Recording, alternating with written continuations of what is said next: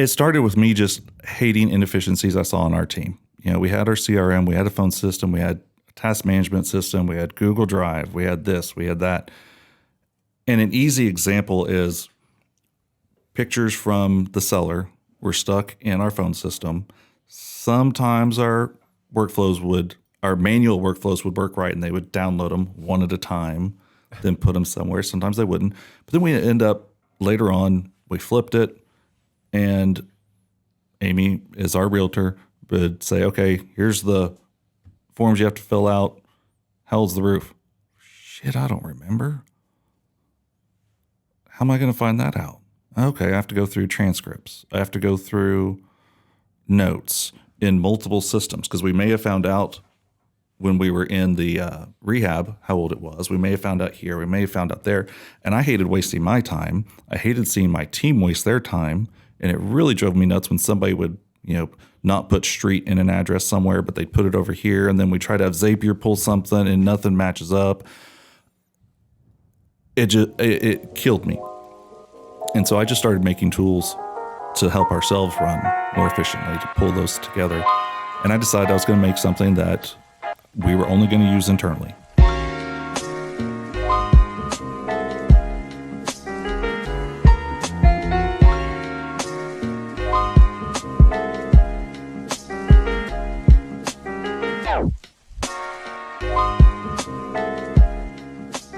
Hey there, welcome back to the Pursuit of Property podcast. Cade and I are ecstatic today because we've got the big event this weekend up at Table Mountain, and we had the opportunity to have a guest come on. He flew out from Oklahoma City. His name is Jon. He is here today to talk about both his experience in real estate, his CRM platform that he works on, and then also share some nuggets for the new investors here in the Central Valley. So Jon Nolan with Pete, welcome to the pod. Thanks. I appreciate you having me. Excited. How was the flight in? It was good. It was nice and easy. A little bit of turbulence, but hey, that's what happens when you fly your own plane. That's it. I was going to say, not many people are flying their own plane. Give some backstory to that. When did you get a plane? I got this plane a little over a year ago. One before that, I had a year or so before that. But flying was always a dream of mine. I always wanted to be a pilot. Took a couple lessons when I was in high school. Loved it, but I mean, it's expensive. And so I had a mind block that I'd never be able to do it. A few years ago, my wife Amy got me a gift certificate for Christmas to have flying lessons. And fast forward, she loves it. Our kids love it. We go all over the place, and it's very, very nice to have that flexibility and not have to go through TSA and wait and do this and do that. We just go out, pull our plane out of the hangar, take off. That's so sick. We were talking on the drive over here from the casino, and I mean, you said you show up half the time, you don't even have to deal with anybody, and you just get in the plane and fly on over. Yep. That has to be crazy. And you said you've always wanted to be a pilot? Always. I grew up next to an Air Force base. And so I always saw pilots, always saw planes, and that was what I wanted. But kind of like Notre Dame, I wanted to go to Notre Dame, I thought at one point, but had to have really good grades. Kind of the same with Air Force Academy. Yeah. So that ended up not being in my cards, but yeah, I always wanted to be a pilot. It was a dream I always had. What was the process like in actually getting your pilot's license? There's a ground test you have to take. You have to study through. You have to go through that. Then there's a lot of flight training you have to do. They take you through very specific scenarios. Like what happens if you're flying and you lose your engine? What are you going to do? Because it happens. If you're at this altitude, if you're at that altitude, and it takes a while. Sometimes people take it out, extend it out and do it over years, and that takes a lot more flight hours. Sometimes people do it really quick. That's what I was going to say. How quick were you able to go from start to finish? I did mine, and I want to say 11 months, but I almost did mine twice because I was almost complete going through what most people think of as a normal plane, a Cessna. But we had bought our own plane, and I wanted to get more training in it. And it was a high performance, had retractable gears, was a lot more to do it. And I went, you know what, before I get my family in this with me, I want as much training as possible. So I restarted all my training over in that plane with a different company. And so it took me about 11 months, but you can do it in just a couple months if you've got the time. Damn. That's so cool. And being in Oklahoma City, you've got kind of good access to a lot of different parts of the country fairly easily, right? Oh, yeah.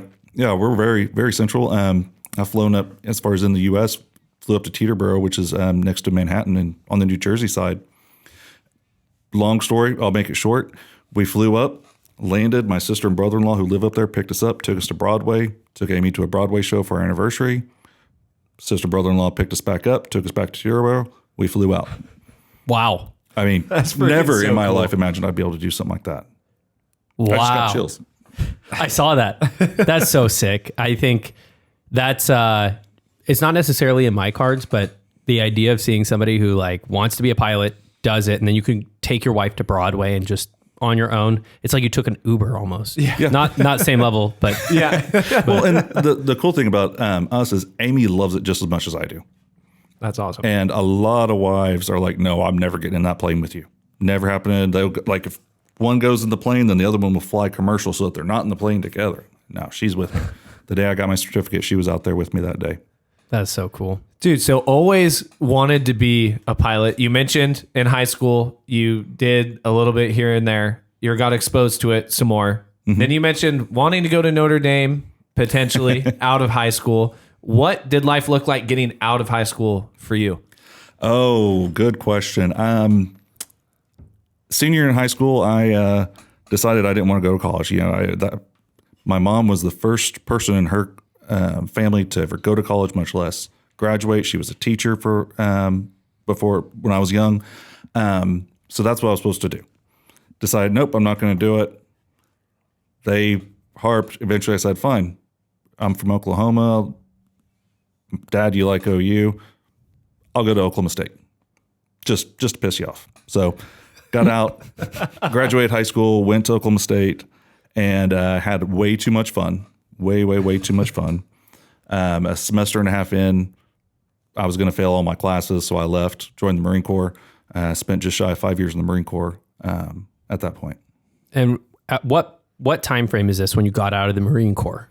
I got out November of 03. And November of 03, I mean, were you over in the Middle East or? No, unfortunately, my unit had gone in a comeback earlier in 03 with Iraqi Freedom.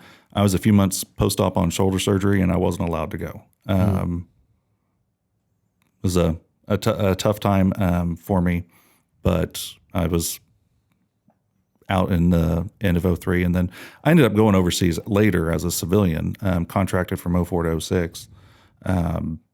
Tell you what, you want a better appreciation of what we have here in the U.S., go somewhere like that and see people fight over clean water.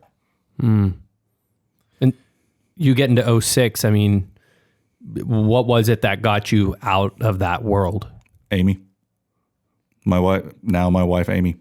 I'd gone through, I know divorce is easy. It was fairly easy divorce, but I'd gone through a divorce that internally was very tough. And I was going to be over there as long as I could. I made great money. Didn't care if I was getting shot at. Didn't bother me at all. But met Amy. That's a whole other story. But she didn't ask me to come back, but I wanted to come back. So came back, went back to school, was laughed at as being the old guy first day back in class because I was all 26. So Where'd you end up going back to school? Oklahoma State. See? I figured by repping the hat. Keep pissing off, Dad. Yep. Well, Oklahoma State goes further with Pete. Went back to school, finished out that semester, but I was having a hard time adjusting to normal life. Got a job with a pharmacy software company, and I was there for about 10 years. And while I was there, I finished my bachelor's and ended up getting my master's. I was a certified information security manager, all kinds of IT development stuff. And I can just go on forever, but Amy is what brought me back. I had to come back to be with her. And then 10 years go by in the IT space. It sounds like a very corporate type structure. Are you climbing the ladder over the course of that 10 years? What does that kind of 9 to 5 look like for you? Good question. It was a family business. Nice. Transparency. It was Amy's family's business. Now, I started working there before she and I were married, but I started at the bottom. I went out and installed our software in pharmacies, like your mom and pop pharmacies. Not your CVS's, your Walgreens, but your mom and pop pharmacies. And then I did work my way up, got into development, got into IT, my big moment there was we came up with a mobile app so people could request refills online on iOS Nice. before Walgreens had theirs. They released No theirs way. right after ours, but we had it for the small mom and pop pharmacies before Walgreens. That was huge. Wow. And it was my program that I developed. So that was cool. But yeah, when I left, I was the vice president of IT. They had sold. It was a good time for me to move on. Our kids had a lot of health issues and needed some time flexibility. It was Amy or I. Well, they really wanted Amy to stay. I was burnt out at that point, and so I got out, and we'd been dabbling in real estate, and I got into it full time. What did that look like, dabbling in real estate while you're both working? We had one rental. By that time, we had it for 3 or 4 years, and we had sold it, and we had started our first flip. And I did most of the work on that first flip. I knew that scaling and like over time, that was not what was sustainable. But I don't like for people to be able to BS me. I want to know what things are like. So I did most of the work myself. I am handy, and I enjoyed it to a point. But I did most of that myself. We made decent money on it and just kind of went from there, and then started buying rentals, started accumulating those. Couldn't get wholesalers to send me deals because they all had their few guys that they always send other deals to. And I was going to the RIAs and the meetups and saying, guys, I have cash, like cash, not BS cash, no contingency. I have cash in the bank. I want to buy properties. I couldn't get them to send me them. So I started marketing myself. And So your main strategy was using kind of your guys's, call it the W-2 normal job money, and then recycling that into investing into real estate. yes. Nice. Yep. And with her having a very good W-2 for my first several years full time, Yeah. it was a lot easier to get financing, I thought. Now that I've been in long enough, I know there's so many other ways to get financing. I don't need to get a traditional mortgage to do that. But like our first rental, $100,000 house, 1,000-month rent, 20% down on a commercial note, 15 years, and we cash flowed zero. I didn't know about buying at a discount. I didn't know about the BRRRR method or anything along those lines. Later on, we had more tools at our disposal. We started getting into private money. We started getting into sometimes hard money when we needed to. Learned about community banks. Community banks are awesome. There's some parts of the country that don't really have good community bank support, and that blows my mind. And I mean, it's a win-win for everybody when stuff like that happens. Wins for the seller of the house, wins for the bank because they're getting notes. They're helping their own community. We're getting people into good housing. Her W-2 was instrumental in that at the beginning. Now that we've been in long enough, we realize you don't have to have a W-2 to finance a rental property or to flip a house. You don't have to. People think that you have to, but you don't have to. Yeah. How did you, what drew you to getting a rental? Like, why that asset? Dog shit. Elaborate.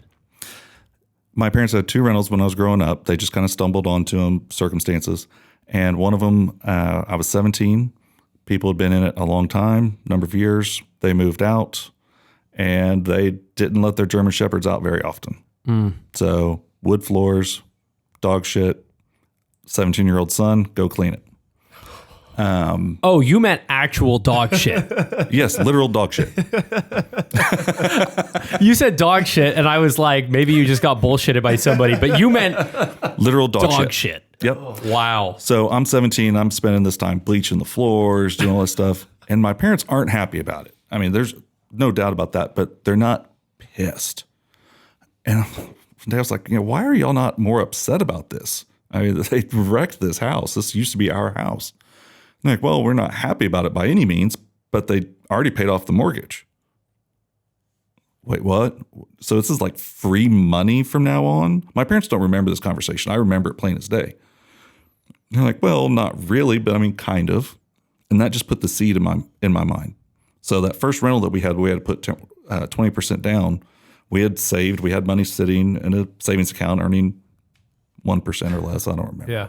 I was like, Amy, why don't we put this money to work for us? Let it start working. I wasn't listening to podcasts back then, where people talked about it. I was like, let's make it work for us. Well, her dad had a bad real estate investing situation back in the early 80s with stuff that went bad, and somebody I think went to prison for fraud. I mean, it was a bad situation. Well, in the 80s was a hard time. Yeah. So she always grew up that no, real estate's not, no, it's too risky, and had some convincing to do for it, but was able to convince her. And then that first rental, since I didn't buy it right, I didn't invest in it right. It was kind of hard, but we had that first flip, and that really helped. And then we sold that rental. It had appreciated from $100,000 to $120,000. Mm-hmm. So we had some money to come out there, and it was like, oh, okay, this really can work. So how did you find the flip? Like, how did you get a flip to work, but you didn't get a rental to work? The flip, I wasn't listening to podcasts then. I got to think about that. I was stumble into it like a family or a friend? No, I found it online on an auction site. Was looking for one. I wanted to flip it. We were probably watching HGTV something back then. I don't remember. But we bought one, and it was a foreclosure that had graffiti, more dog shit. Fell through the ceiling on that one. I busted my head open, literally cracked my skull on a cabinet one day, stepped on a nail. It was a train wreck, but we made money, and took us like 6 months to do it, and then 6 months to sell because it was before the market was good. And it still came out okay. Ground. Yeah, we still made money.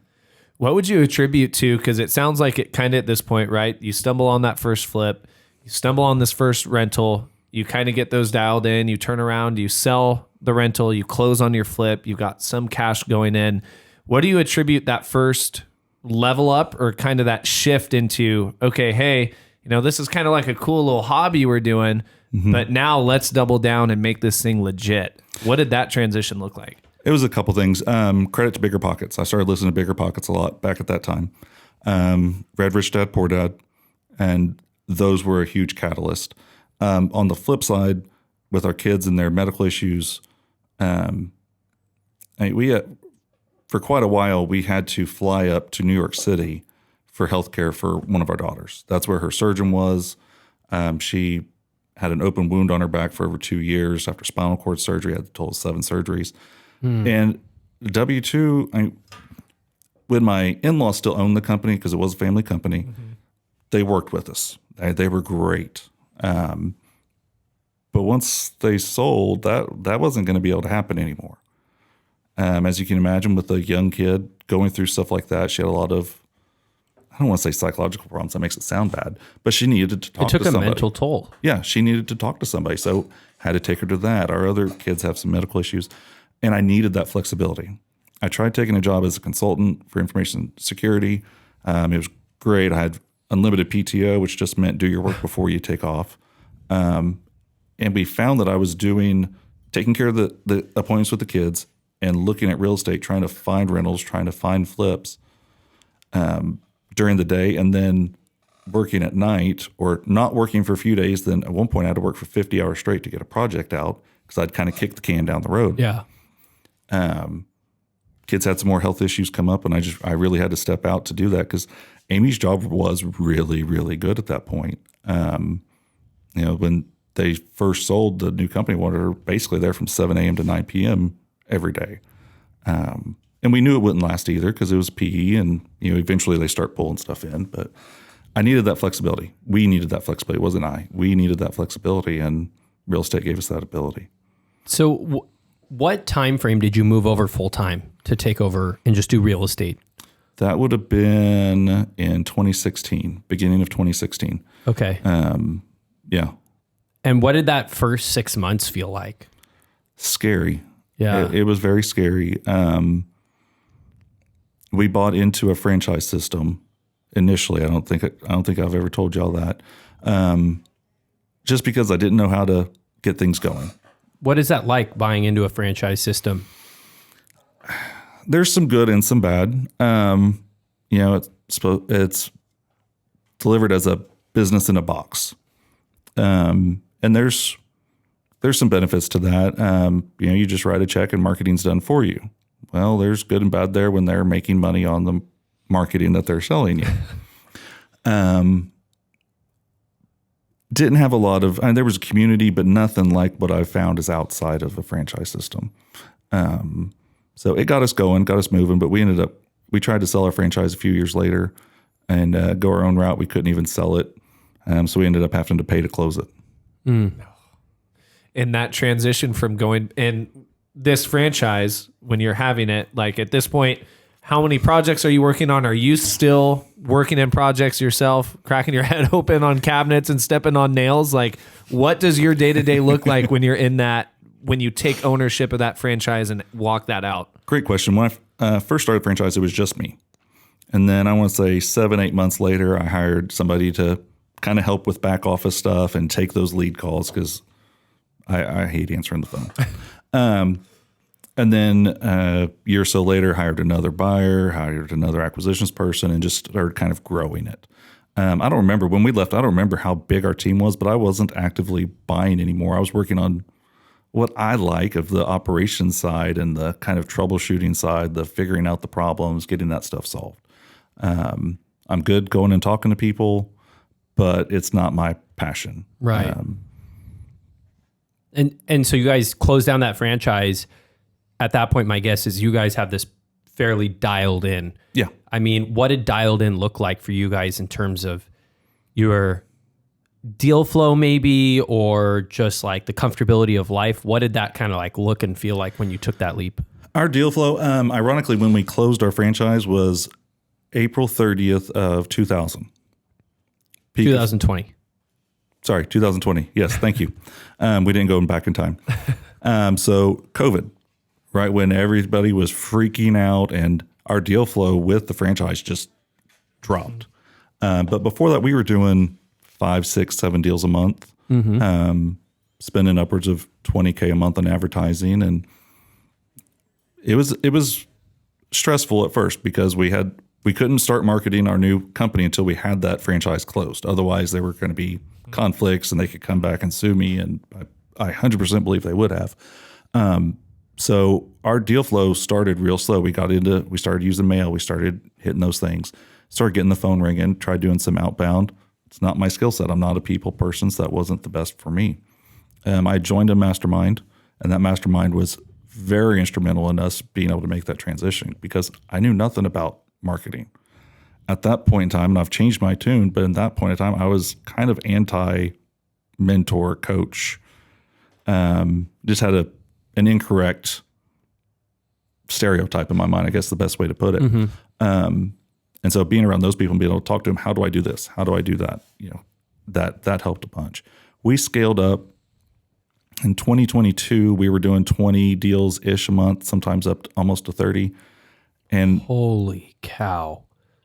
That is so many. Primarily, and give a breakdown real quick on those 20 or 30. Wholesale, flip, a mixture of both. A mixture of wholesale, flip, keeping them as rentals, wholesales. In 1 year, I think it was 2022, we added 40 rentals to our portfolio. And it was just because that's what was being presented. That's what we were finding. That's okay, let's do it.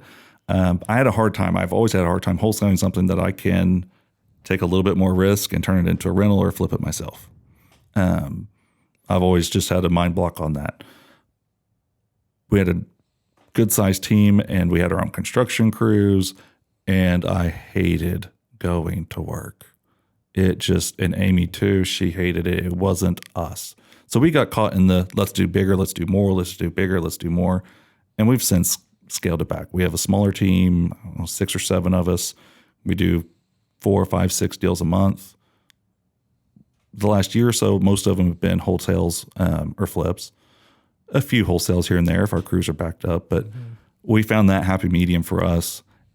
And that enables me to not be in the business very much. Probably about 10% of my time is actually in our real estate business. The rest of the time is on other things. And I want to transition to that. I mean, we're grateful that you could be here. The idea of either of us flying to Oklahoma City to go to an event and go on a podcast is kind of out of the picture. I thought you were coming on Tuesday. Scratch that. Just wipe that on the video. No, but it's really cool to see that. And I think for both of us, we've transitioned away from how do we make $1 billion to how do we make a comfortable living in the least amount of time. And it's interesting because the way I met you was not about how successful of a flipper you are. I was actually blown away, and I told Cade this coming back from Investor Fuel, was talking about your skill set on the operations side. And so at what point did you start taking this venture on Pete and developing what I would consider to be a fantastic CRM that we are considering for our team? It started with me just hating inefficiencies I saw on our team. We had our CRM, we had a phone system, we had a task management system, we had Google Drive, we had this, we had that. And an easy example is pictures from the seller were stuck in our phone system. Sometimes our manual workflows would work right and they would download them one at a time, then put them somewhere. Sometimes they wouldn't. But then we end up later on, we flipped it, and Amy is our realtor, would say, okay, here's the forms you have to fill out. How's the roof? Shit, I don't remember. How am I going to find that out? Okay, I have to go through transcripts. I have to go through notes in multiple systems because we may have found out when we were in the rehab how old it was. We may have found out here. We may have found out there. And I hated wasting my time. I hated seeing my team waste their time. And it really drove me nuts when somebody would, not put street in an address somewhere, but they put it over here. And then we try to have Zapier pull something and nothing matches up. It killed me.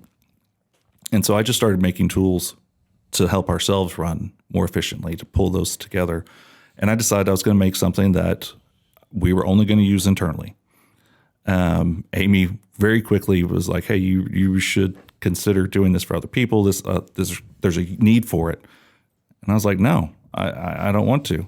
I don't want to have to worry about what it looks like. It's going to be ugly as hell, but it's going to work well. And she kind of let me roll with it. And eventually it was, after talking to enough people, just not asking about would they be interested in something like that, just talking to enough people in the industry, we all had the same problems.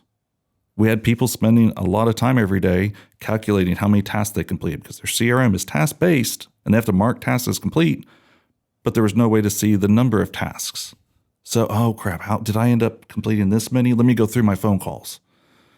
At one point we had, I found out and I lost my shit. Some people on our staff over the course of a day were spending 30 minutes calculating their KPIs.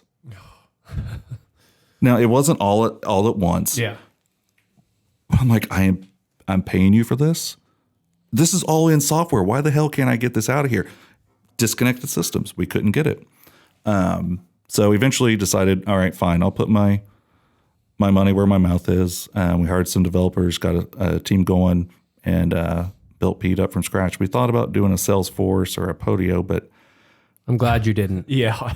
me too. I never was a big fan of Podio. It can do some great things, but it wasn't for me. And Salesforce, same thing, but you build something on a platform and they make a change. And everything breaks. Everything breaks and you have no notice. You don't know what's coming. And coming from software development, I knew that I'd be able to, and I developed some of it, but we had a team that did most of it. I have a two-part question. We have spoken recently about the core functions in your business, and in the sales and acquisitions episode, we talked about a CRM. And we gave our kind of definition of what a CRM is, what it's used for, why it's important, X, Y, and Z. I'd love to hear that from you. Okay. And now that people have some context as to Jon, the guy who bought a rental and a flip, to Jon running 20 and 30 deals at a time each month, you have a breadth of knowledge at kind of what tools are needed at what scale. Can you kind of touch on that as well after explaining what a CRM is? Yeah. A CRM by itself, customer relationship management, is just a way to keep up with your customers, whether it's a seller, whether you're, whatever industry you're in ours, sellers of houses. Keeping up with your notes, when you talk to them, those records, tasks, what you need to do to keep up with it, and then having that record so you can go back. Because most of the time you're not going to buy a house first time you talk to somebody. And it can be 6 months, 9 months later, and being able to quickly pull up notes and, how's your dog doing? Your dog was kind of sick. Is Fido doing well? That makes a difference when you're talking to people. And so that is what a CRM by itself is. There's lots of things you can plug into a CRM. You can plug in phone systems and texting and email and But at stuff. its core. At its core, that's all it is. It's a tool to keep yourself organized. My first CRM was Excel. It was before people were using Google Sheets. No, there was none of that. So it was an Excel spreadsheet that I had to upload or had to do, fill out, then upload. And then, when I had my first teammate, they had to, oh, hey, did you sync the file? Oh, shit. Okay, wait, hang on. Let me pull over. Let me do this. So yeah, Excel was. So no, we're laughing because in our program with the coaching students, we were tasked with what CRM can we give for free, kind of a mid-tier, and then what's like at a certain level, what product we recommend. And it was very funny because at the core level for that free tier, we both said, use Excel. I used it for a little while, and it got to be too much for me because I tracked a lot of stuff. I love data. And I ended up with, I don't know how many columns, way too many columns. You were in the triple. Oh yeah, I wasn't triple letters. I wasn't in the triple letters, but I was pretty far into the doubles. And I realized I needed to pull it in. We just converted somebody onto Pete last year that was running a successful wholesaling and flipping business from Google Sheets. Is he from the Central Valley? No. Because we know a guy who is running. Started on that. He was on Excel until very recently, and he was doing a lot of deals. And he was like, we asked him one day, what are you using for your CRM? And he said, Google Sheets. And we were like, at your volume? Crazy. But I'm curious to hear your opinion. When does it even become important to get on to like a paid for tool that helps? A part of it depends on your system or on your team. If you have more than one person, you have to have something so data can be translated, be brought over between people. If you're by yourself, just whatever works and you're going to actually use.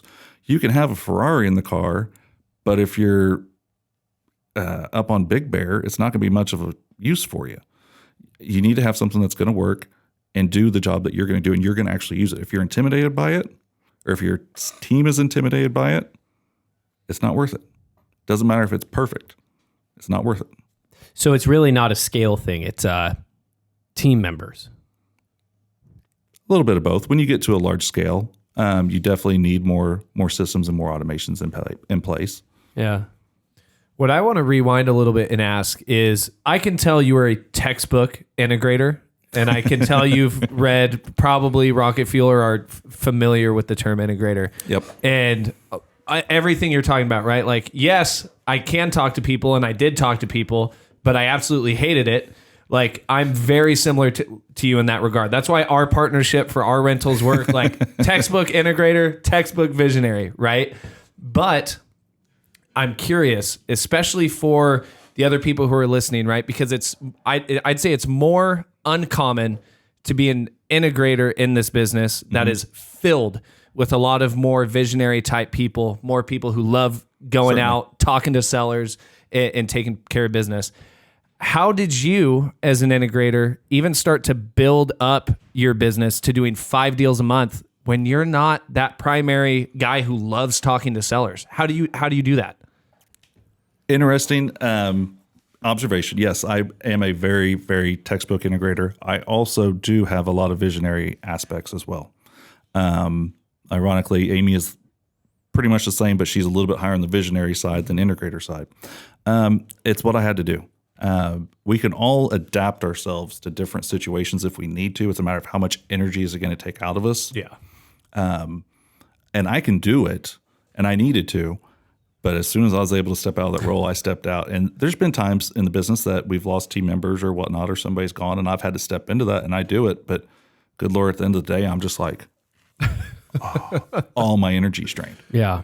It is so refreshing to hear somebody have the same feelings that I have felt, because that's it. That's exactly it. 100%. Well, and the funny thing is, it's not that I don't like people. I'm just not a people person. I like helping people. I like that aspect, but it's exhausting. It is. It wears me out. It's funny too that you bring up your background. My family's all cybersecurity. So I come from a big family. Of 7, I'm the only one that's not in cybersecurity. I'm in sales.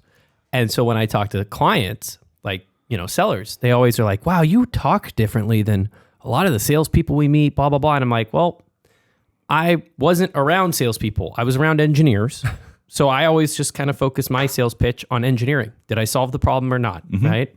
I'm not here to smooth talk. Yeah, I'm here to shoot straight. And, in my family, you didn't really beat around the bush. It was kind of right at the line. Yeah. But it's interesting to hear you say, you're exactly right. Everybody can be a little bit of someone that they aren't naturally, but it's the energy that it takes out of you to do it.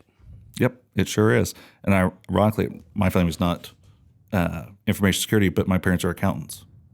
My wife's an accountant. My mom taught for a while before I was born, but then she joined my dad in accounting practice, and they were accountants. So I grew up with that very by the book, by the numbers. Black and white. Yep.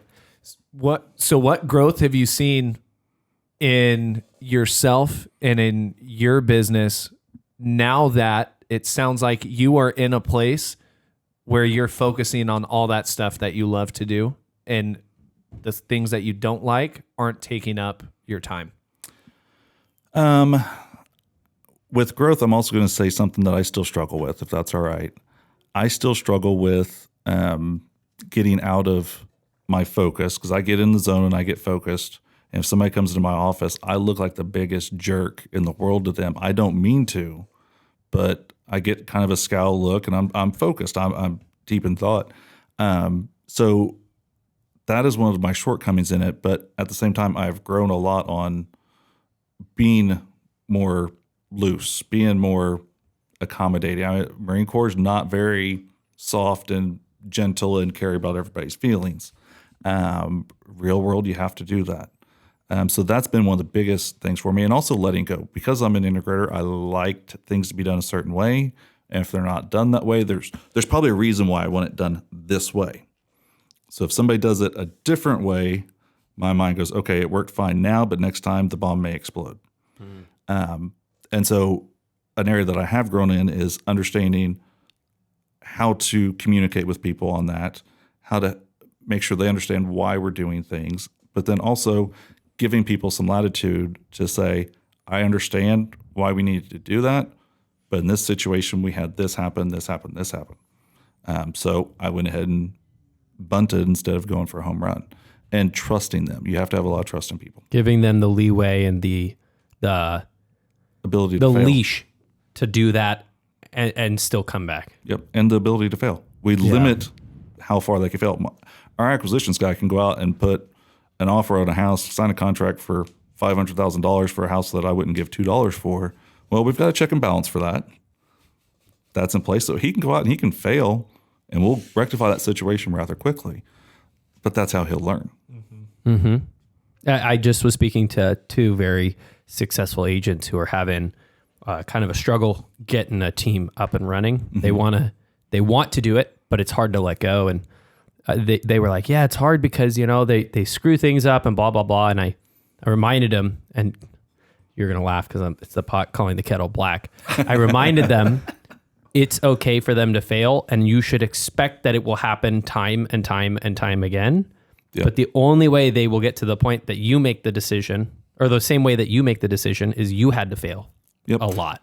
And also not just say, no, that's wrong, do it this way, or no, you should have done this. A lot of times my team, it took a while for each one of them to get used to this. I'll ask, something happens, and I'll be like, why did you do that? I'm sure I probably don't say it that nice all the time, even though I mean it. But what I'm trying to do is understand what made them make that decision. Yeah. Because my logic of where my viewpoint is could be wrong. They may have made the correct decision based on everything that's happened before, and I have a different viewpoint on it. But also it helps me understand if I need to retrain or if I need to address something, where to address it instead of just, oh, no, you're wrong, you're an idiot. Yeah, instead of giving them the answer on a multiple choice, it's going back to the question and seeing why did you pick the wrong answer? Exactly. I want to transition back to, because we were talking about CRM and talking about Pete and kind of how that came to be, right? And it started as this internal thing, and then your wife's pushing you. She's like, you've got something here. What did the transition look like from making that strictly an internal to now being a widely available CRM for other investors to use? It was interesting because something we tried very hard to make it from the beginning was something that could be adapted to other people's businesses, because not everybody's business is the same. We're in the same business. We do the same thing, but we do it a little bit differently. And at different times, your KPIs are going to be a little bit different than mine. Yeah, not the same exact thing. No.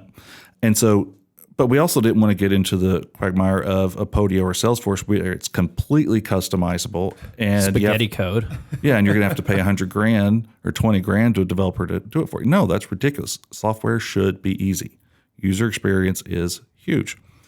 So the hardest thing was decoupling our business and what I would have probably hard coded in and making that adjustable. So like statuses of leads, your statuses are going to be different than mine. Yeah, we all use different terms and different stages. But I've used CRMs that, no, these are the statuses. And then you have to go from status A to status B to status C. Well, I already got the contract. I shouldn't care about status B. I don't need to say that I made an offer. I got a contract.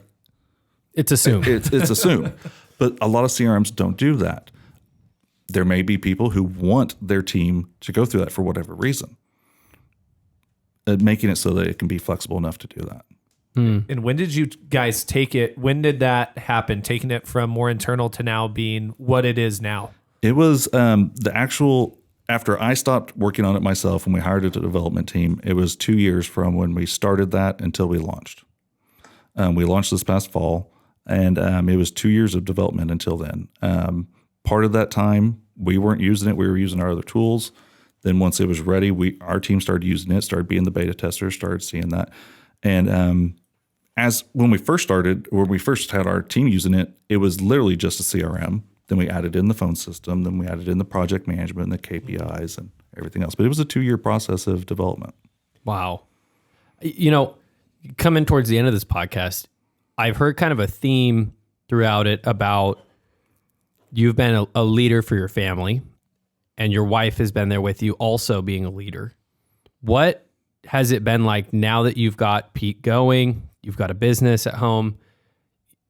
Like, how has real estate and doing this affected your ability and your wife's ability to lead your family's life how you want? Let's pretend that Pete's not in the picture. Okay. As a business, at least. Yeah. We can work from wherever we need to work. Before you picked me up, I was in my hotel room working on things. I don't have to be anywhere specific. Our kids don't have the major medical issues anymore. Knock on wood. Yeah. So that's beneficial. But being able to move around and do what we want, travel when we want. We have a cabin in Colorado we like to go to. Being able to go up there and spend as much time as we want. We can still work when we're there. Amy and I are both workaholics. We enjoy working. We're never going to, I don't know how anybody could just retire and not do anything. I forgot where I was going with it, but that has to be just such a good feeling, though. Like, I'm sitting here, Cade's sitting here. I know we both are at the same page where we're in a grinding stage in our life, which you've gone through, you've done it. And to see somebody who started in 2016 get to where you're at in 2024. And it wasn't just some linear path up. There was no mom and dad with $1 million giving you an easy way out. It was a gradual growth that got bigger and bigger. That has to just be such a great feeling to be sitting on the other side of the table, being able to do that and come on a podcast and do these things. It is, but it's also accumulation of a lot of things. And there's still times that we grind. I mean, there's days that, I won't work for several days. I've got this, that, whatever going on. And then there are times when I'm working till 9, 10, 12 o'clock at night. It's remembering that there's a balance.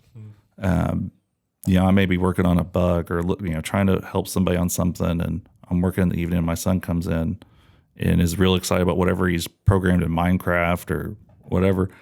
I have to remember, shut it down, pause. These 5 minutes with him are going to be much more important and more valuable than whatever work I was going to be doing.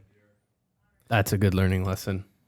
What does your day-to-day and kind of trajectory look like for you guys now with your family and your businesses? Pete is now officially launched as of last fall. Sounds like you guys are now in a really good spot with your core real estate investing business.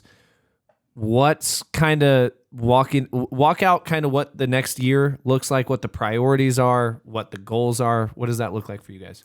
Next year, I have a lot of, and Amy as well, have a lot of hopes of what we want to get added into Pete. We're not done with it. It's not going to stop with project management. We want to get all of our business, reasonably all of our business in Pete. I don't want to compete with QuickBooks.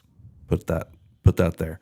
So not the whole business, but I want to keep adding that. I want to keep talking to sellers. Like I spend an hour every week with our users, just doing a Q&A, just answering their questions. But at the end, hey, do you have any ideas? Is there anything you're like, I wish I did this?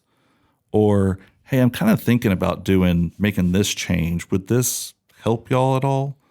I like that problem solving. So over the next year, we're going to travel a lot. We're going to spend some time down in Florida with some Investor Fuel friends. We're taking oh, good Lord, our daughters are 14, and for their birthday, we got them Taylor Swift tickets. So we're going to Germany in July for Taylor Swift. Are you flying private? No, we are not flying ourselves. I flew to Iceland. That is a long trip. You have to hear that story. We don't have time for that today. Not on the pod, but maybe later. Yep. And my sister-in-law is going with us, so we're going to fly commercial. But spend time with the kids. Spend time with each other. Somebody asked me today, if I found out I had 6 months to live, what would I do? How would I spend my time? And I didn't have to sit and think about it like I would have at other times in my life. It was, I'd pull the kids out of school and we would travel, and I would get them as many experiences and spend as much time with them as I can. That's what's important. Sorry, I got off subject. I ramble a little bit. But over the next year, continue to work with our people in our company, get them more and more refined and more successful. The more successful they are, the more successful we are. And spend time with the kids. I want to ask you another question.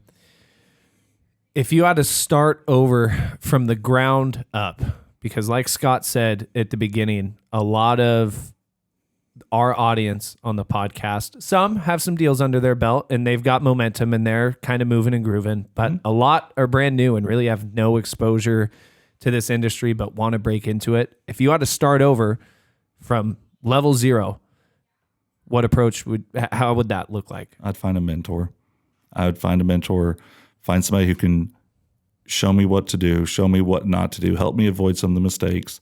I'm somebody that's going to make a lot of mistakes, whether you tell me or not. I can do it better than you, I think, sometimes. But I would get a mentor, somebody to help me get going, kind of be available. And I don't mean somebody that's going to answer their phone at 10 o'clock at night. That's just ridiculous. But find somebody to walk me through the path that's been there and has done it. That is the exact advice we give. Well, what's funny is 5 years ago, I definitely wouldn't have said that. I mean, I had a different viewpoint, and I see the value that mentors bring now. And, you know, when I bought the franchise, it was kind of like, oh, yeah, I'm not going to pay a mentor. I'm going to pay this. Well, I had to pay a royalty to the franchise, and they didn't give me near as much support. They were supposed to, but it doesn't happen. And being with most mentors, you get into a community of people that are the same stage as you, then some a little bit further, some a little bit further, and you're able to work together, and it makes all the difference. Well, Jon, it was so cool to have you on. We brought you on because when I went and met you, of all the people we met, I told Cade, I told you this today, when he asked me who was the most impressive person or what was the biggest nugget, you were very top of the list. So for the people listening who now have heard a little bit about your story, they understand you're not some software developer who's never done this business. They understand who you are. How do they get in touch with you? How do they take a look at Pete? How do they connect with you and just learn from you? Gotcha. Best way to get in touch with me is Facebook or Instagram. I'm old, so I still use Facebook. On both, I'm on there as the flipping IT guy. If you don't know me, then you just read it, then everybody thinks it's the flipping it guy. It's the flipping IT guy on Instagram and Facebook. And then for Pete, it's thepete, THEPETE.io. Boom. That's it. Well, Jon, thanks for coming on. We appreciate it. Thanks for flying out here and giving us some good tips. And we will see you guys here next week at the Pursuit of Property podcast. Thanks, Jon. Thank you.